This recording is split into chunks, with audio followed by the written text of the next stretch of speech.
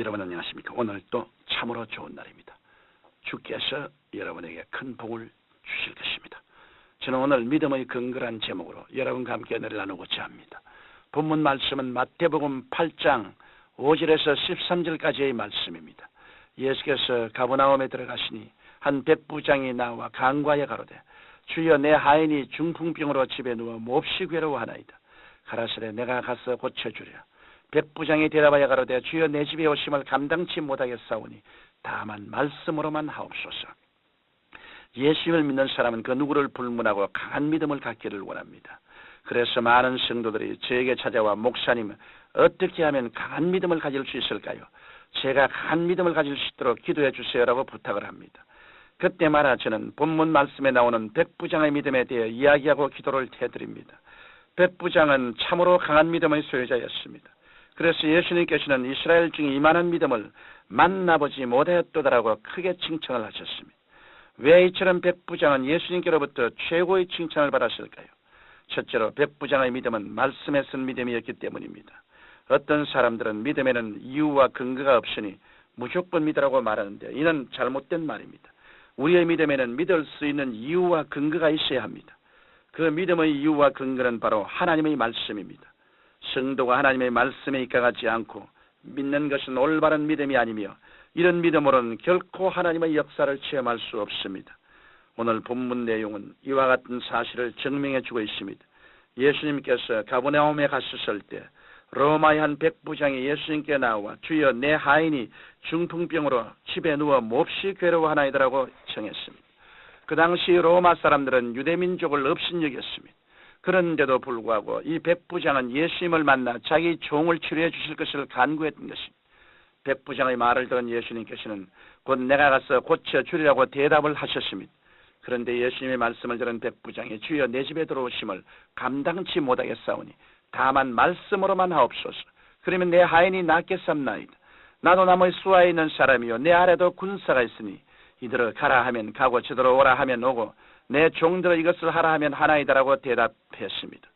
백부장의 이런 고백에 크게 감동하신 예수님께서는 이 사람과 같은 큰 믿음을 보지 못했다고 칭찬하시고 가라 내 믿은 대로 될지어다라고 말씀하셨습니다. 그 순간 백부장의 하인이 나음을 입었습니다. 이 백부장은 예수님을 믿되 무조건 믿는 것이 아니라 말씀에 근거한 믿음을 갖고 예수님을 믿었던 것입니다. 오늘날 하나님께서는 우리에게 성경 말씀을 주셨습니다.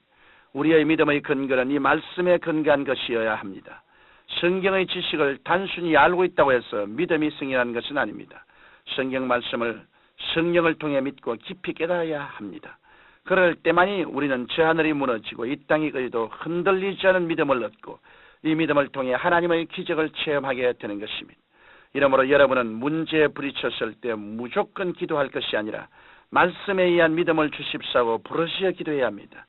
여러분이 하나님의 말씀을 분명히 깨닫고 이 깨달음을 통한 믿음을 가지면 예수님께서 내 믿은 대로 될지어다라고 말씀해 주시는 것입니다.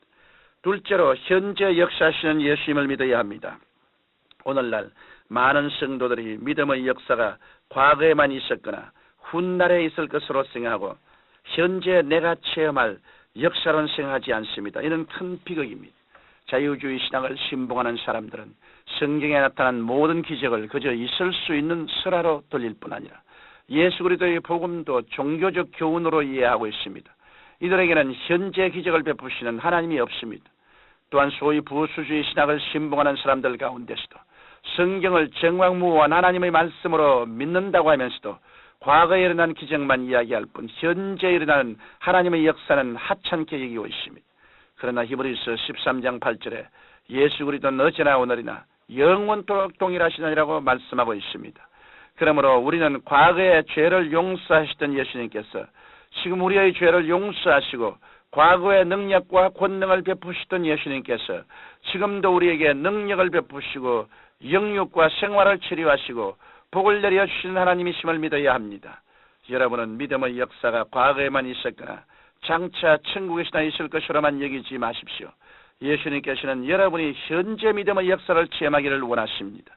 나사로가 죽었을 때 그 여동생 마르다는 예수님께 말하기를 주께서 여기 계셨다면 내 오라비가 죽지 아니하였겠사옵나이다라고 했습니다. 마르다는 예수님의 현재 사역을 믿지 않았습니다. 이 말에 예수님께서는 크게 실망하셨습니다.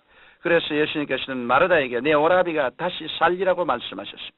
그런데 마르다는 이 말씀을 장차의 역사로만 생각하고 마지막 날 부활에 다시 살 줄을 내가 아나이다라고 고백을 했던 것입니다.